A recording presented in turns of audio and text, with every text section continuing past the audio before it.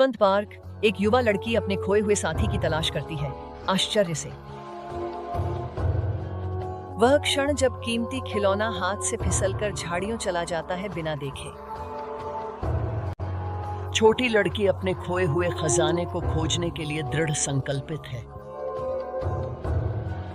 लक्ष्य में एकजुट दोस्त कोने की खोज करते हैं।